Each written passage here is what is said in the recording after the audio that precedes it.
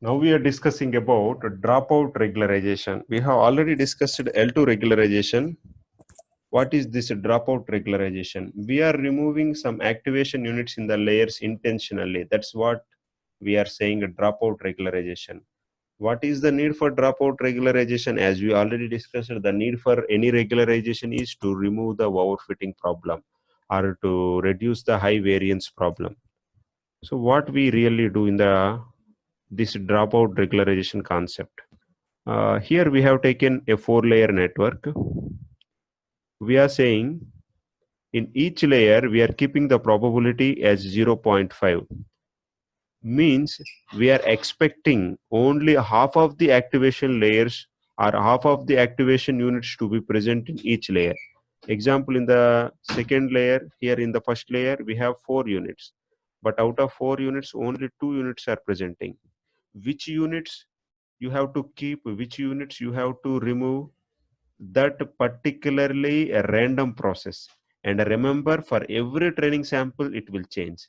Means for first training sample these 2 layers are removed, these 2 units are removed. For the second training sample these 2 units might be removed, or for the third training sample these 2 units might be removed. But one thing is sure, from the first layer only 2 units will be removed because we have kept the probability 0.5. So this is what we are really doing in the dropout regularization. So we have removed these 2 activation units and we have only 2 activation units in the first layer and second layer and in the third layer. There is a concept called inverted dropout. Actually, this is very useful while implementing the dropout. What we really do, we are considering a layer 3, third layer, and the probability we are keeping 0.8. Means we want the 80% activation units to be present and the 20% activation units to be removed. So we are taking a D3, we are assigning D3 with a random values, and the dimensions of the D3 depends upon the activation units of the third layer. So we are taking the A3 number of rows in the A3 we are giving and number of columns in the A3 we are giving. So if A3 is a matrix or A3 is an array which is consisting of five rows and one column, then it is a 5 by 1 matrix, we can say A3. Then 5 rows and one column. Now the random matrix are we can in the numpy, whenever we are using this command, an array is created with 5 rows and one columns. So this is a 2-dimensional array. Now in this array, because 5 values are there, now we are checking out of these 5 values which are below 0.8. Whenever this array, in this array, whenever we are finding the value less than 0.8, that particular value is assigned with true, and whenever the value is greater than 0.8, that particular value of that array is assigned with false.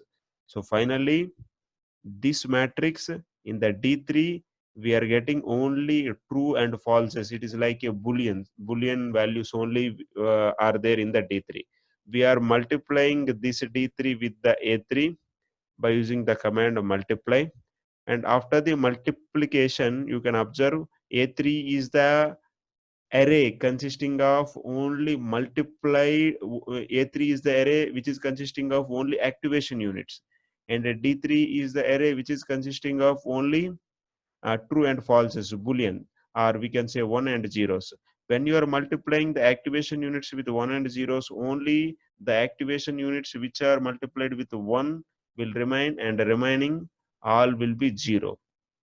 So finally, if we are taking 50 units, if 10 units are removed, the Z value is changing. In order to reduce this effect, we are dividing in the last step with the key probability. If the key probability is 0.8, we are dividing with 0.8.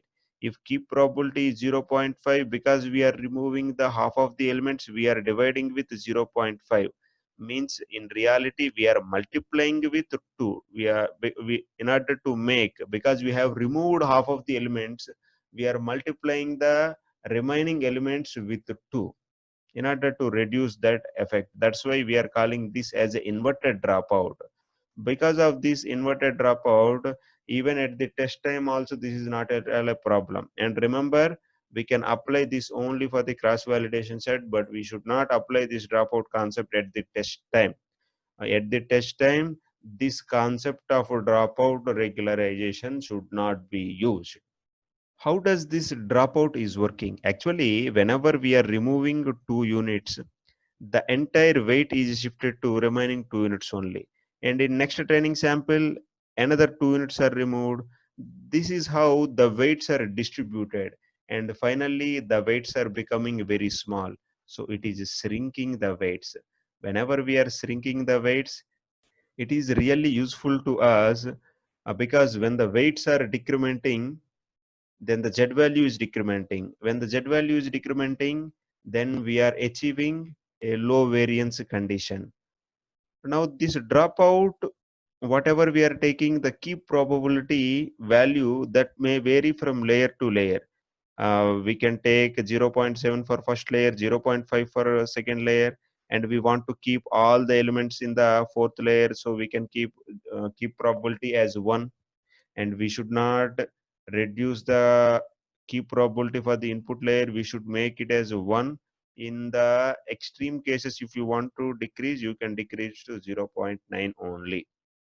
And it is very useful, this dropout regularization in the computer vision. And how we check whether this dropout regularization is reducing the variance or not, is eliminating our overfitting problem or not. Simply we are taking the number of iterations.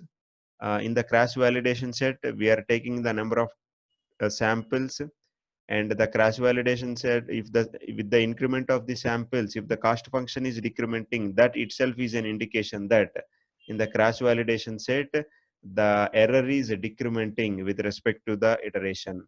Then our dropout regularization is working. So because we have eliminated the overfitting problem, now this deep neural network is ready for our application to predict.